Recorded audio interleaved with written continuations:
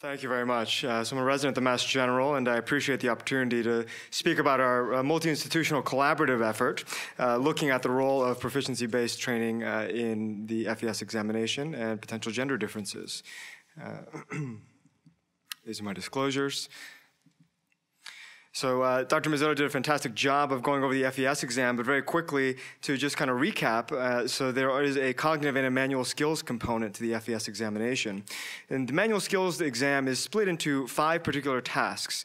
They are scope navigation, the loop reduction, retroflexion, mucosal inspection, and targeting. And when each one of these is scored, the skill-based passing score is set at a mark of 59. The FES examination is part of the flexible endoscopy curriculum that is required by the American Board of Surgery, and this year it is now a requirement for graduating residents to sit for their qualifying exam. But there are some concerns. So in particular, when we look at the failure rates for FES, previous studies have demonstrated that graduating chief residents, 25% fail, 40% of MIS fellows initially were failing this, 19% of all of the first 350 test takers failed this exam. So and all of these individuals had either met or exceeded the case number requirements set by the American Board of Surgery.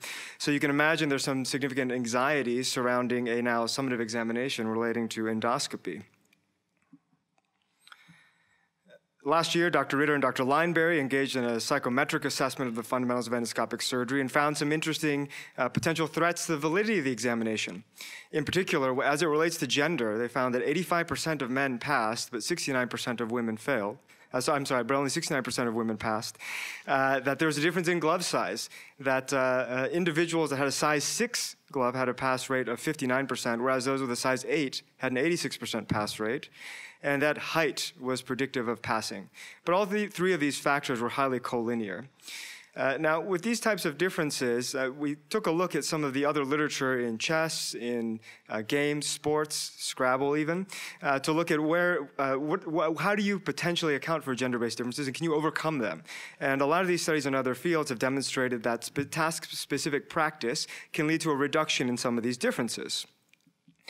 Fortunately, there's been a considerable amount of attention placed on trying to develop more task-specific practice for the FES examination, and these 3 studies came out from our institutions that demonstrated the effectiveness of simulation-based mastery learning or proficiency-based learning for the FES examination. And so based on the background knowledge that we had accumulated, we sought out to determine whether gender-based performance differences in residents taking the FES exam can be reduced by having focused task-specific practice. To do this, we actually collated the data that had been generated from these prior 3 studies, where residents trained either using the STEP system, the ETS, or the GI Mentor, which is a virtual reality system. And we engaged these individuals engaged in pre-training assessment, taking the FES exam. They then participated in one of these 3 simulation-based curricula, and then underwent a post-training examination. When we look at the demographics between the men and women that participated in this study, we saw no differences in their PGY year, in their experience, in their handedness, or in the number of training sessions that they required in their simulation curricula participation. When we look at the pass rates, within our population, what we found was that in the pre-training, men passed 77% of the time, whereas the women in the study passed 15% of the time. When we break it down by looking at the scores for the overall FES scores, we saw a significant difference between men and women. And when we similarly broke it down by the individual tasks, we also saw significant differences, except in mucosal inspection, where both men and women performed similarly. However, after engaging in one of the 3 simulation-based curricula, what we see is that the pass rate difference goes away between men and women. 100% of men passed the examination and 94% of the women passed the examination. And when we look more specifically at the scores, we see that the difference in the overall FES score has similarly been eliminated. And that for the individual tasks, that there's no longer a significant difference in tasks 2 through 5. There was still a statistically significant difference in the score for the scope navigation, but both groups are above the passing line. So what's interesting here is that we still haven't really answered the question of, is this a gender problem?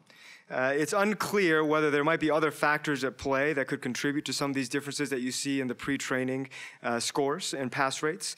There's multiple things that have been hypothesized in the literature for potential differences between men and women, but they haven't really been fully investigated in terms of a concrete example. And I think the big issue when you look at this type of question is that the collinearity of these things, the differences in hand size and the fact that most of these scopes are a standard size made for a larger hand, even larger than mine. I have difficulty with it as well.